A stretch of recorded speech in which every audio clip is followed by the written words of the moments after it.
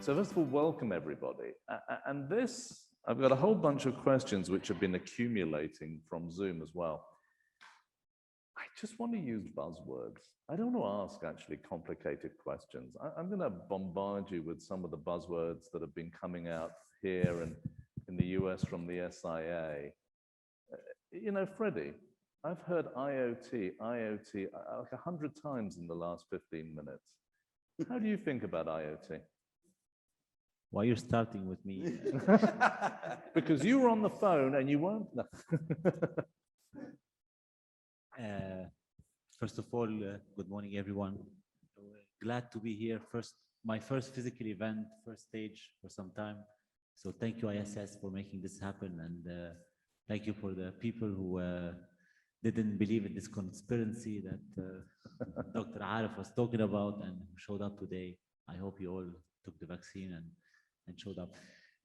First of all, a quick introduction for myself. Please. So I manage the surveillance and IoT business within Dell Technologies for the last 9 years. We across Middle East, Russia, Africa, and Turkey. So this business grew dramatically over the last years. Everyone likes to talk about IoT. Everyone likes to talk about new technologies. However, it's a very good question because still 90% of our business comes from traditional surveillance and not really the IoT part of it. There is a huge requirement in this region for traditional surveillance, thanks to CIRA and other regulatory within the region. I would say CIRA is the lowest specs because they understand the pain points of the customers when it comes to investment, while the other regulatory, they just pushing very, very tough regulation that costs a lot of money for the end user. So when it comes to IoT, very important topic. I see in this room that we have approximately 4 locals as we speak, and the rest are foreign. 5 locals and the rest are foreigners. What does it mean? That we all chose to come and live in Dubai. Why? Because we don't want to live somewhere else. And why we want to live in Dubai? Because Dubai is leading in IoT, in smart cities, in safe city. We're all happy to be here. We're all honored to be here and to live in this country. There is a race within the region. That's what I'm seeing. So I manage with, I'm talking about Russia, Turkey, South Africa, Egypt, Morocco, Riyadh, Doha, and Dubai, and Abu Dhabi, of course. So there is a race for excellency in this region. And everyone wants to bring more foreigners, more expats, want more investments, which is more investment for the country. And I believe Dubai initiated this long time ago, long before anyone else. And that's why today we're a leading position and everyone wants to come and live in Dubai. Don't forget about the Dubai airport as well, that is using like IoT devices and smart devices in order to not only bring everyone to Dubai, but also if you don't want to come to Dubai, you have to transit through Dubai. So whatever you have to do, you have to come within the city. So this is the typical success story, I would say, of how to use IoT in order to grow the investment, and don't see it as a cost center, but as a return on your investment for the next generations. Thanks, Fredy. Aluisio, maybe you want to introduce yourself a little bit, but then maybe talk particularly about IoT from ISS's perspective in a security context. Based on my experience, I have to agree with Fredy as well, with Alaa. What we see is a tremendous amount of data coming in, and how we're going to use the data is important. In our case, it's not only the sensors that make sense for us, but the images as well. And in our job, what we see, we try to leverage all this information along with analytics, along with video, along with storage, and correlate this information to solve problems. I think that the IoT for us is one of the tools we use on a variety of solutions that we provide. Oil and gas, energy sector, tons of IoT sensors, what we see on a refinery, from checking the gas leaks from all over the place. Together with cameras, we can produce much better sense of all this information. And I see this growing and growing and growing, along with the edge devices, which I'm sure you're going to touch at some point here. When you put all these animals together in the zoo, then we have a complete solution.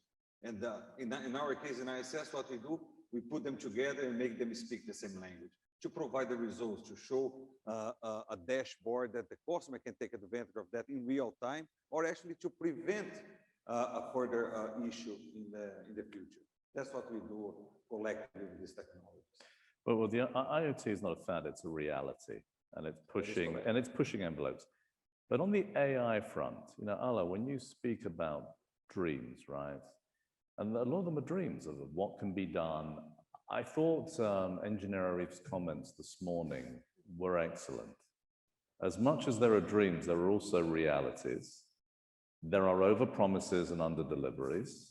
There are issues of implementation and even storage and energy. And help me or help us understand where you think those gaps are between expectations and realities, dreams and realities. Where are we at the moment? When it comes to AI? Yes, on AI. So, great question. Thank you. First of all, I would like to respond to the challenge issued by Engineer Arif when he said nobody could explain to him what is the real definition of AI. In practical terms, an AI is a software system that can teach itself to do something new that has not been hard programmed and hard coded by a programmer. Now, the difference between fact and reality and dreams is the difference between narrow AI and general purpose AI.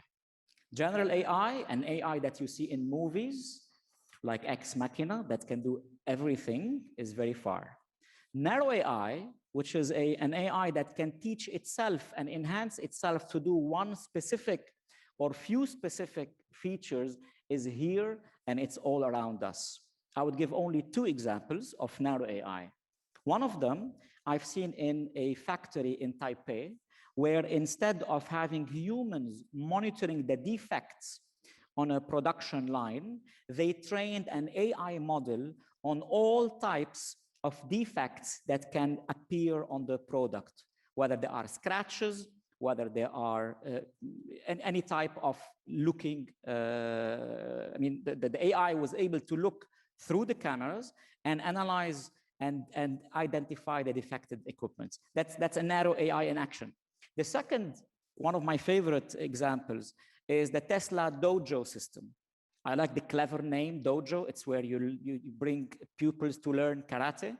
So the Tesla Dojo system is a software AI based on PyTorch, and it's used to be trained by data coming from thousands of Tesla cars all around the world. This data is collected in one place, and then it's used to train the model.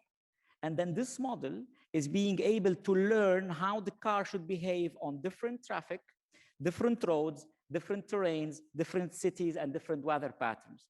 And then all this data is re-uploaded or downloaded into new cars, baby cars that go and hit the system and become smarter every day. This is a real life example that we're seeing today of AI in action, albeit narrow AI. Aluisio, you have a firm that employed neural networks before the term AI was trendy. So ISS has been in this field for a long time. Where do you kind of sift the fact from the fiction?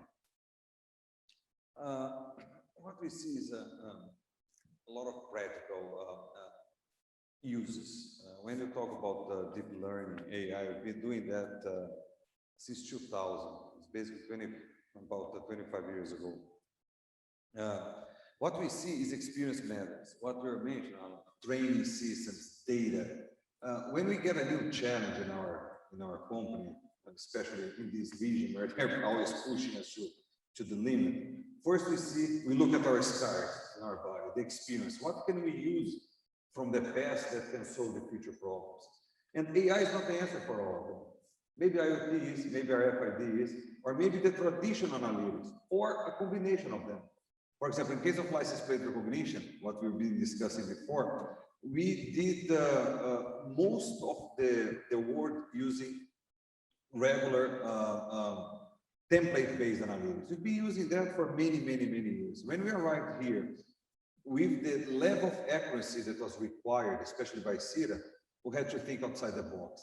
That's the first time, with the help of Intel, we designed a new algorithm for license plate that is actually a combination of deep learning and the traditional analytics. We use the best of both, which not only increase our efficiency, but decrease the use of CPUs and GPUs. I think that one of the uniqueness we have in this market is to be able to combine different technologies. And again, AI for me is a reality. It's not something that we are looking in the future. Today is in there. It's costly, it's not free. You need a tremendous amount of data. Again, the Tesla model is very important because you've got to get a tremendous amount of data. And you need a GPU and processing time. It might be at the end of the day too expensive for real deployment. So in our case, we are always thinking about how can we find the middle ground, get the efficiency, get the result, and keep the cost down. Again, we need to have experience for that. I mean, we see a lot of, for example, in these trade shows, we see a lot of small labs, a lot of companies with a lot of cash to spend due to investment. The year goes around, we come back, they're not there yet. We pick their gifts, they become collectibles because you're never going to see them again. Experience matters, and you need to have a mid and long-term vision. Otherwise, you're not going to survive this. Absolutely, a great point. You know, we've got a lot of buzzwords to go, and lunch is coming. So let me keep moving here. Cyber. I think this is a place to bring Lewis into the conversation. Digitization is increasing hugely, exponentially. From a security and a defense perspective, good, bad, scary, vulnerable, these words that come into your head? Yeah, I think probably both.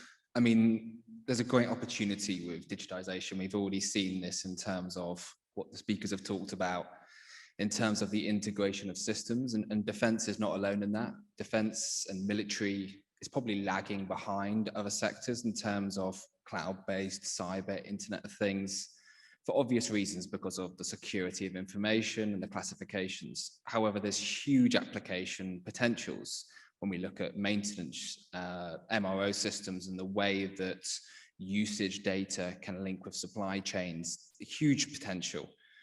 However, the other side of that coin is, as we digitize more and as we become ever more connected, the impact of a cyber attack grows. So instead of having an individual cyber attack in history, which would have disabled one system, it now has the ability to disable the whole system. Mm-hmm. And we're already seeing now the ability of agents to be not big organizations that take years to build, but individual people sat in bedrooms, unfortunately. So I think there is definitely a trepidation in the military and defense sector about openness, but there's also an excitement. And I think there is a balance that needs to be found between interconnectivity with the ability to have segregation and separation systems in place, so that when such attacks occur, they are limited as much as possible. A kind of an online, offline. I mean, it's analog and digital. You need to keep your analog ready. Is that what I'm hearing? Because I think the same kind of, you know, when we come to the cloud, Fredy, you have believers and disbelievers. I think the answer may be somewhere in the middle. We've heard that actually today. We've heard a lot about the cloud, and I expect you to chip in here, sir. But Fredy, I'm sure you have no views whatsoever on the cloud as a storage mechanism. Indeed. That's a very hot topic. I don't recall who was talking about it. Arif was skeptical. He was skeptical. Yeah. He wasn't a convert to it. He thinks it has exposure, it needs regulation, as AI did, or some kind of monitoring. And yet we've heard from other speakers and even folks in this room that cloud is the future, that everything's going to the cloud. We don't believe that at ISS, but I don't know how you feel about it, Fredy, at Dell Technologies. In fact, first of all, within Dell Technologies, as a general messaging now, we believe in what we call multi-cloud, which is the hybrid solution.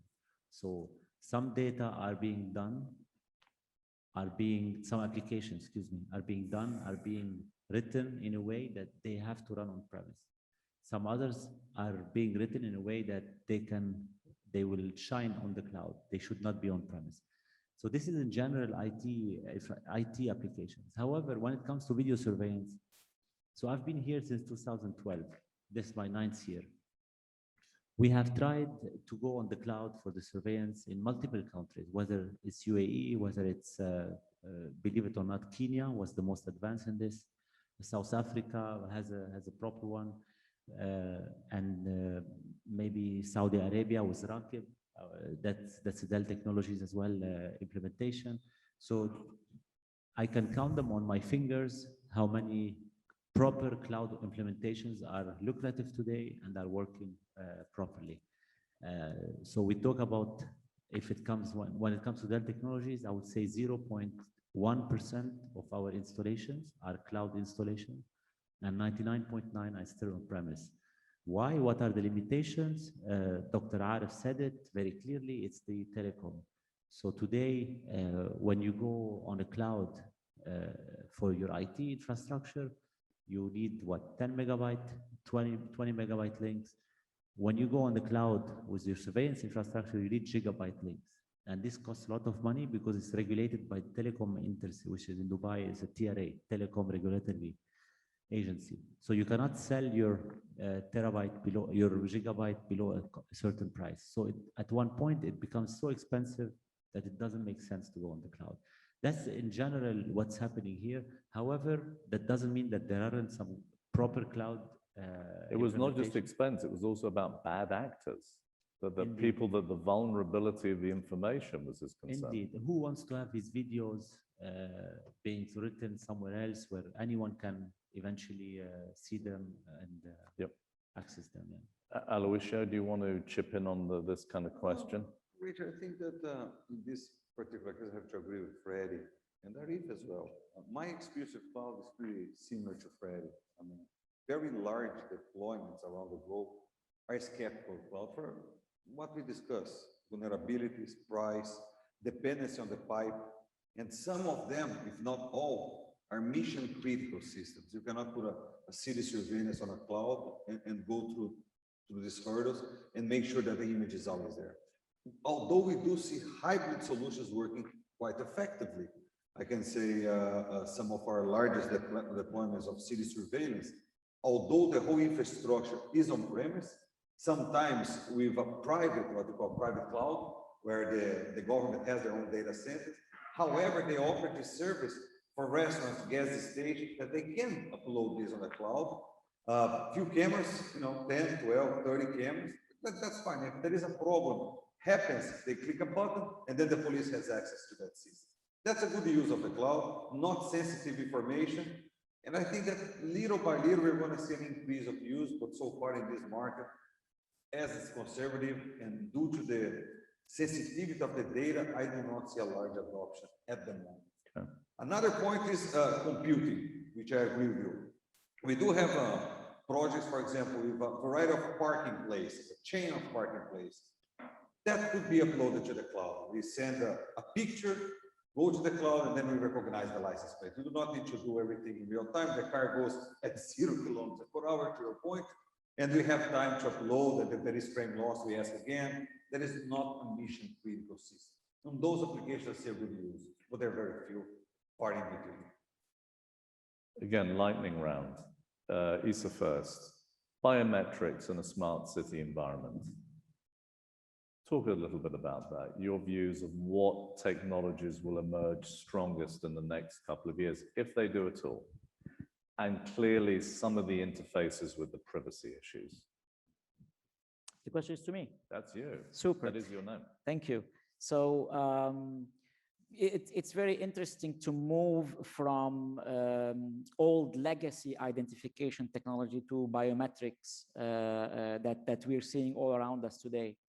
I think there should be, since this is a lightning round, I'll keep it short, there should be a balance. We need to strike a balance between security and safety and what data we're trying to collect and to what purpose, and between privacy of the people and the institutions and the vehicles and the machines and the assets that we are collecting data from. And this becomes doubly more important when we're talking about biometrics. It doesn't get more personal than your biometrics. It does. I have to ask you, Aluisio, I've been reacting to these comments today on facial recognition.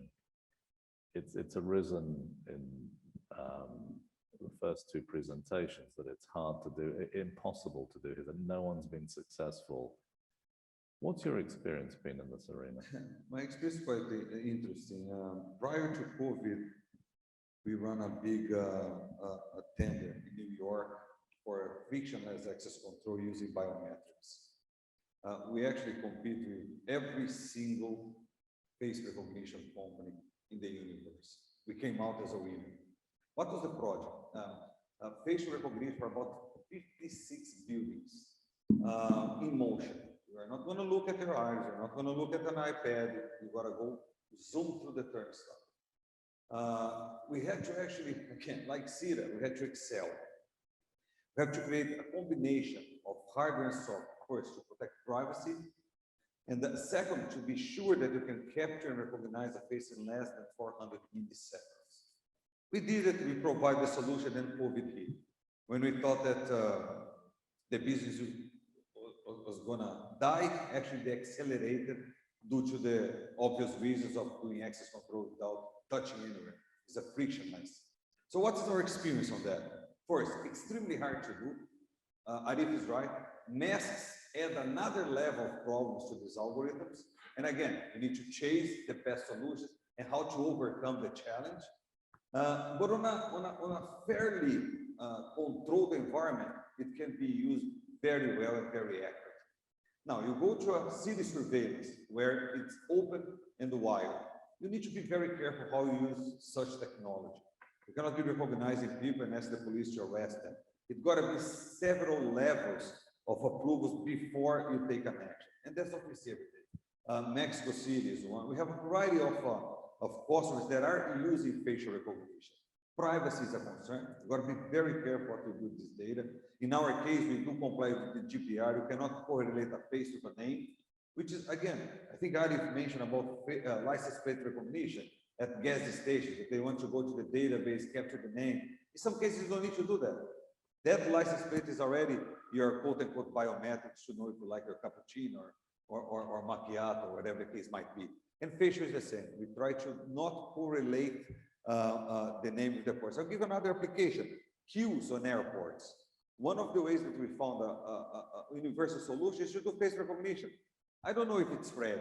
I know that's a person, I will name him ABC, and it takes 5 minutes for him to reach the end of the line. So ABC took 5 minutes, the line is taking about 5 minutes, you should open more caches, whatever the case might be. You are using the technology without invading his privacy. And there are a variety of cases that we use out there that are quite common and without any privacy concern. Okay, I'm going to shift a question into Lewis's arena. It's kind of a big question. While I'm asking it, he's answering it, I'd like the other three panelists to be thinking about what they think the most exciting new technology is in the security sector that is emerging over the next couple of years. You think about that while I ask Lewis and the guys, your partners at Hawkesmore, you take a big view of security threats to the region. How have they changed? How is that ground shifting, and how will it shift over the next couple of years? Yeah, I think it's going to shift quite a lot as the Middle East continues to open up to the international market. And obviously the UAE's been here already. It's probably a leader in the field in this regard, but especially when we look at Saudi Arabia and we look at just the number of international events that are going to happen. We've got Expo coming soon. We've got other major events that are going to happen over the next 10 years. We're going to see a massive upscale in tourism, certainly in Saudi Arabia, and we've got some of these huge giga projects going on. The threat levels are just going to keep increasing. You know, it's only natural. It's not possible to avoid. And as I said earlier, when you couple that with the ease of causing damage now, I mean, we see this in the news all the time. Someone flies a drone somewhere, someone has a cyber attack. These are often individuals doing this.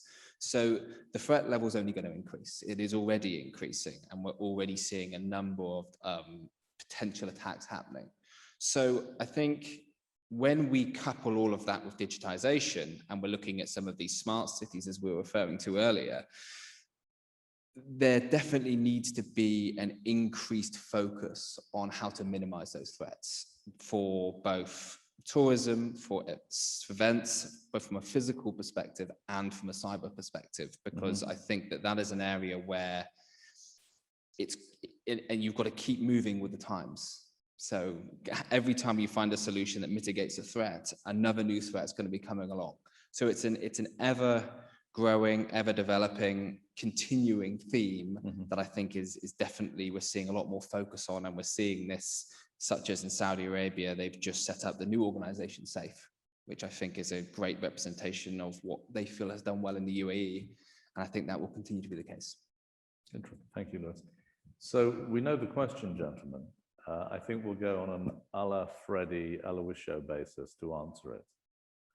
Off you go. I think the next phase of security and surveillance evolution would be what Fredy described as the multi-cloud, hybrid cloud strategy. And there are applications for each of them. You will need to have some good GPU capacity and software analytics capacity at the edge, so that you don't send everything to the cloud and consume data and connectivity cost.